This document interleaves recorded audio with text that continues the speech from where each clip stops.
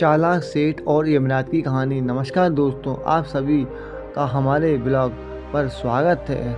आज मैं आपको एक चालाक सेठ और यमराज की कहानी सुनाने चल रहा हूँ। चालाक सेठ और यमराज की कहानी। अश्वमेध यज्ञ का मतलब होता है तथा यह क्यों किया जाता है। चालाक सेठ और यमराज की कहानी। दोस्तों, बहुत समय पहले की बात है। किसी नगर में हरिलाल नाम का एक व्यापारी रहता था। उस व्यापारी ने एक हाथी को पाल रखा था। विधाता के निश्चित समयानुसार एक दिन उस हाथी की मृत्यु हो गई। यमराज के दूत उस हाथी की आत्मा को यमलोक लेकर गए। यमराज ने चित्रगुप्त से उस हाथी के कर्मों के बारे में जानना चाहा। तब चित्रगुप्त ने यमराज से कहा कि प्रभु, इस हाथी ने अपने जीवन में कभी भी गलत काम नहीं किया है। इसके कर्म काफ़ी अच्छे रहे हैं।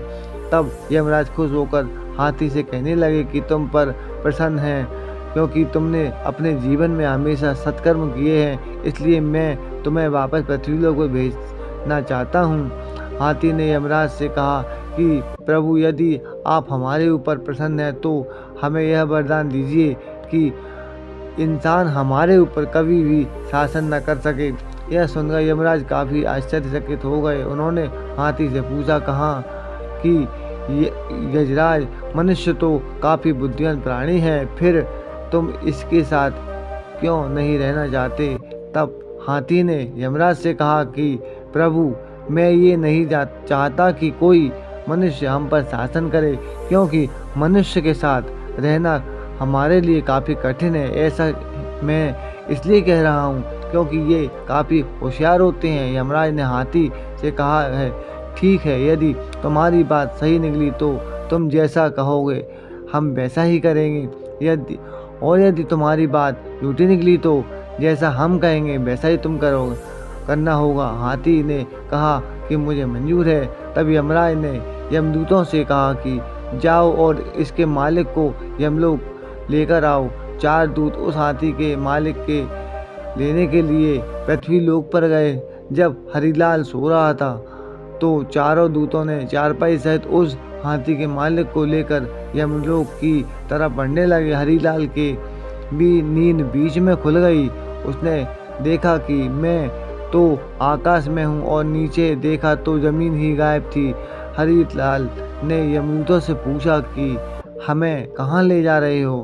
तब यमदूतों ने कहा कि हम आपको यमलोक यमराज के पास लेकर जा रहे हैं। तब हरिलाल ने कहा कि यमलोक तो लोग मृत्यु के बाद जाते हैं, मैं तो जिंदा हूँ।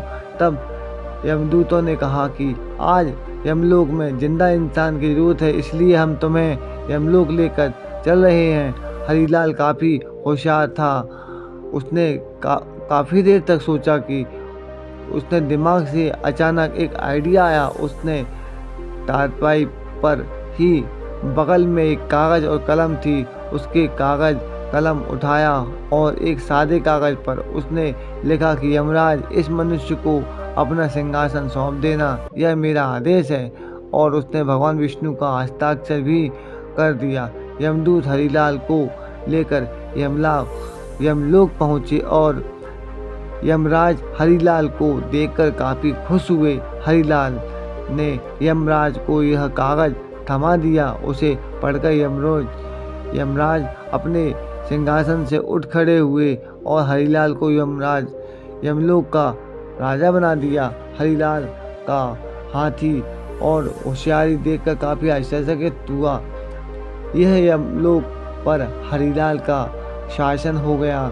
हरिलाल ने चित्रगुप्त को आदेश दिया कि जो भी लोग नरक में हैं उन्हें स्वर्गलोक में भेजा जाए। नरक लोक का द्वार हमेशा के लिए बंद कर दिया जाए। अब जो भी लोग मरने में लगे वो सभी स्वर्गलोक जाने लगे।